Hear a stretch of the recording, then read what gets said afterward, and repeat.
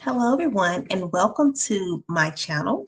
I am Dr. Shani Collins Woods, and I am so happy to talk to you tonight. It is December 19th, 2022.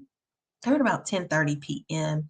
And oh my gosh, I wanted to uplift this topic because it's been on my mind. I've been thinking about it for pretty much for some months now, and I just wanted to share it on my channel. It's been a busy semester for me professionally, so I haven't been able to post a whole lot to my YouTube. So I wanted to uh, get back to posting a little bit more, especially since I have a little bit more time in my schedule.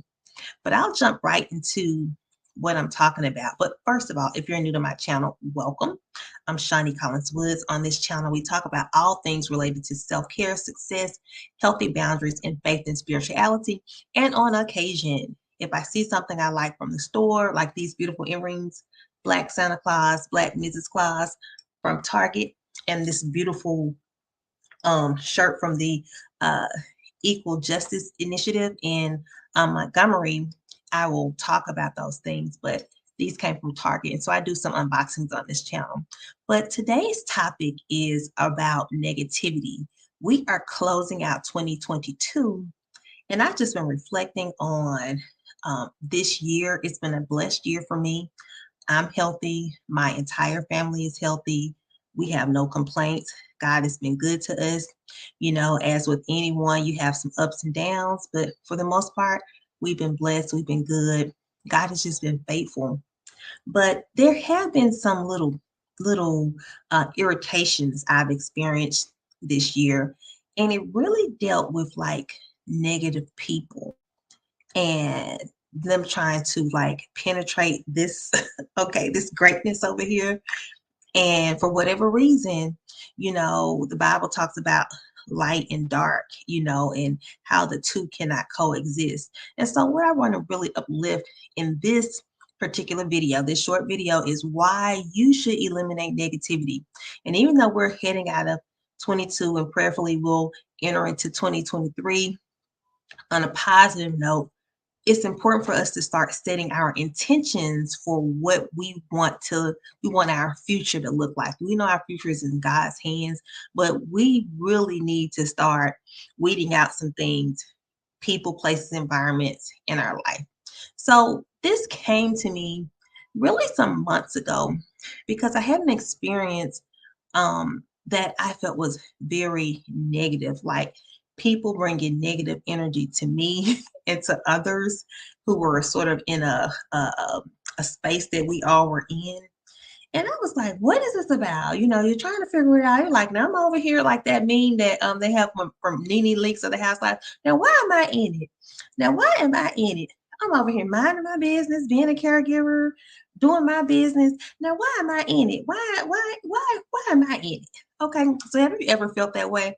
So I was dealing with in a roundabout way a situation, and I was like, now why am I in it? Because I'm just minding my business and saying no, no. But what I had to realize is that some people have a lot of stuff going on in their lives, and they may see you. You may look like you're flourishing.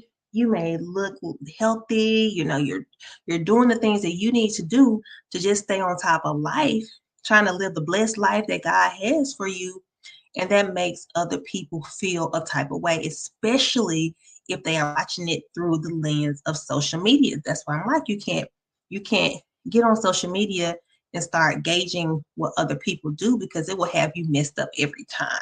So let me get into my little 5 points, but I wanted to kind of give you a background of why I feel like it's important for you as a subscriber to this channel, as a person who's trying to be a positive human being, for you to get rid of that negativity, people, places, environments, anything that's going to hold you back as you approach the new year. Number one, number one reason, negativity is draining. Okay.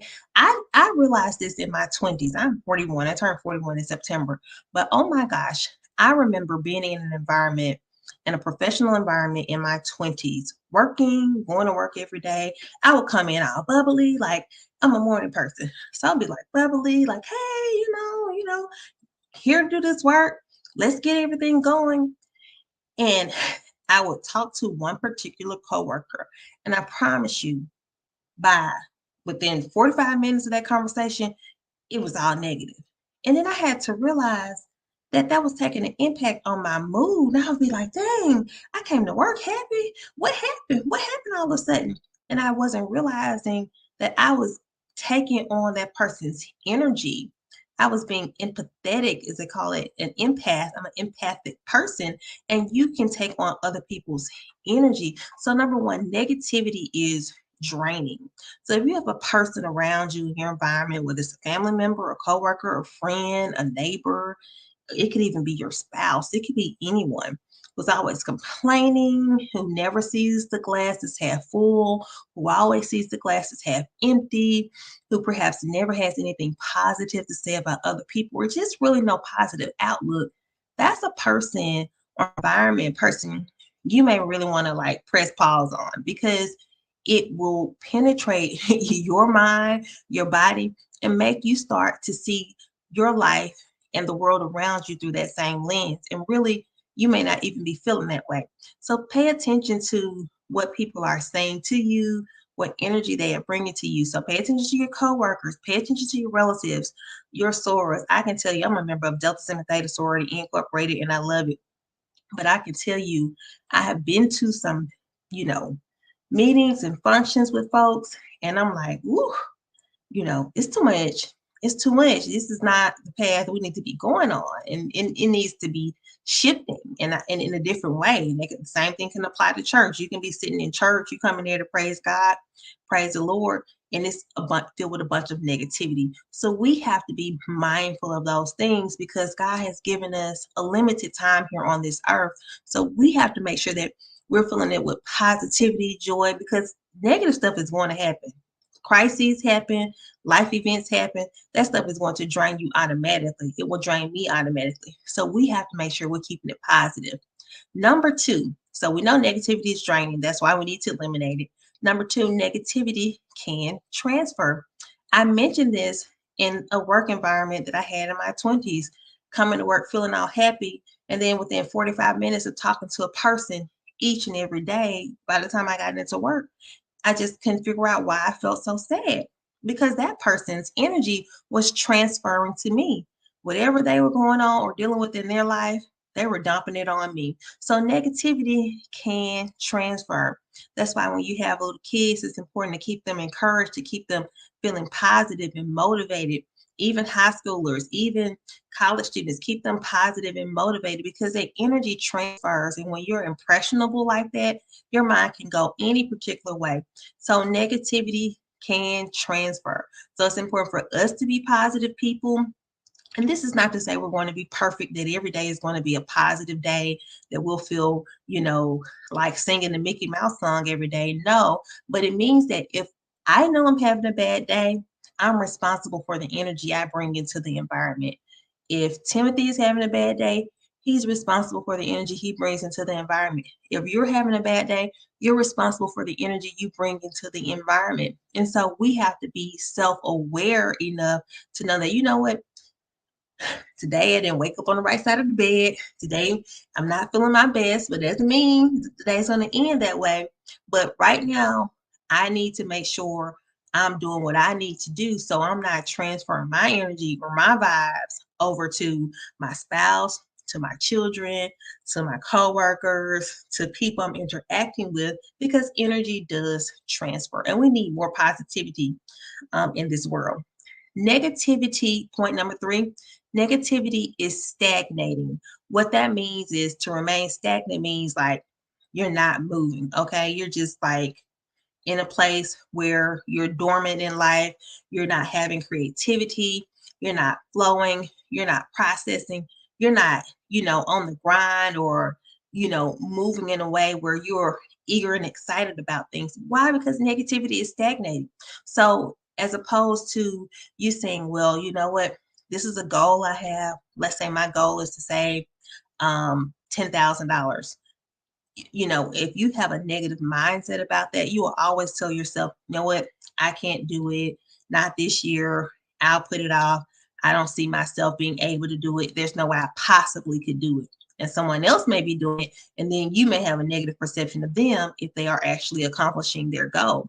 Or it could be a weight loss goal. You may say, you know what, I want to do it, but I just don't see myself. I don't see how it could happen. So negativity, when those thoughts come into your mind, they really paralyze you in a sense because you're not able to move forward. So negativity is stagnating. So let's try to be conscious and aware of what we're thinking, what we're absorbing into our mindset, and even what we're putting out in the atmosphere, because it paralyzes us and it stunts our growth. Point number 4, negativity limits God's vision for your life. God created you with a specific purpose. If you have never read The Purpose Driven Life by Rick Warren, I encourage you to read that book. It's a wonderful book. I've read it a couple of times, and it really refreshes me each time I read through some of the chapters because it talks about God's plan for your life. And so when we are so negative and so filled with doom and despair and negative self-talk, negative talk about everything, every single thing that happens is negative, negative, negative. When we are like that, God really, really work in our life to the extent that He wants to? Now He can do anything, but it's almost like a struggle because God may say, you know what, I want you to go to level 10 in this particular area of your life, but you're so self-defeated or talking negative all the time or thinking negative all the time or associating with negative people, have negative behaviors on, that stagnates what God is trying to do in your life. So God's trying to lift us up here, but we are so negative or have a lot of negativity that we can't move to that next level. So negativity limits God's vision for your life. His vision and purpose is way bigger than our vision. But when we are so negative and caught up in the negative things or caught up in the past or caught up in what someone didn't do, caught up in a mistake someone made, or we're walking in unforgiveness and living with so many hurts, dealing with unresolved trauma, all of that stuff is really shrinks us down. And God wants us to be bigger. He wants us to grow. He wants us to have this wonderful life, not a perfect life, not a life that's going to be free from pain or heartache or suffering, because that's just not realistic in the Christian walk. But everything is not going to be bad. And when you're walking with Christ, you will have positive days. And the last point I wanted to make, negativity will make you physically sick. And it's because it's almost like psychosomatic. Whatever you're thinking about, oh my gosh, it's such a horrible day. I don't feel good. My back aches. My neck hurts. All those things it makes you start to ruminate, and you can start having a physical reaction to that negativity. So try to keep it positive. Try to get some exercise in your life. Try to think on the goodness of God. Every day I try to wake up and tell God, Lord, thank you for this.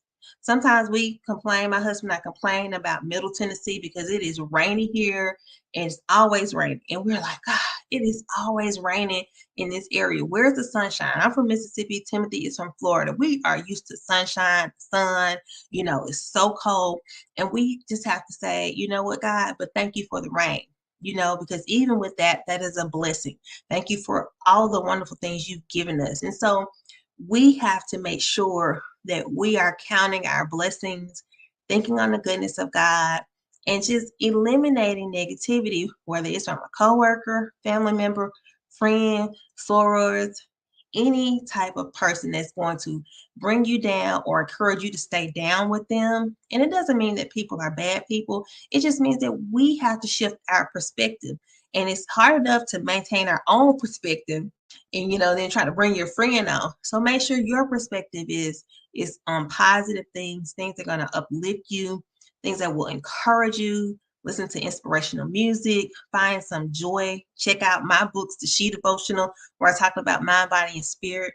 Do something positive for yourself. And the more positive things you do for yourself, the more you'll be likely to hit your goals, your outcomes. Surround yourself with positive people. I love joking and kikiing and having a laugh with friends and with my sister and relatives. But I have some relatives who you can't even crack a joke around them because everything is so serious, everything is so uptight, everything is contentious. And who wants to be around people like that all day? So again, I'm going to go back over my 5 quick points and then I'll wrap this up. Remember, negativity is draining. So we don't want anything to drain our spirits. We want to get clear, we want to be clean, we want to be fresh and ready to receive God's blessings. Number two, negativity can transfer. Be mindful of the energy you bring into the room and be mindful of the energy you are absorbing from other people because it can transfer. Negativity is stagnating. So remember, if you have a negative mindset, that's going to impact your output, what you're putting out, your goals, your dreams, your vision. Think positive and you will reap positive. Okay. Negative point number four, negativity limits God's vision for your life. God sees you up here. He sees you in a high level because you are his child. But when you are so negative, have negative things going on, negative environments, negative people, place, things, not seeing yourself the way God sees you, it limits his vision. It limits what he can do in your life. So think positive and be ready to receive the blessings that God has for your life.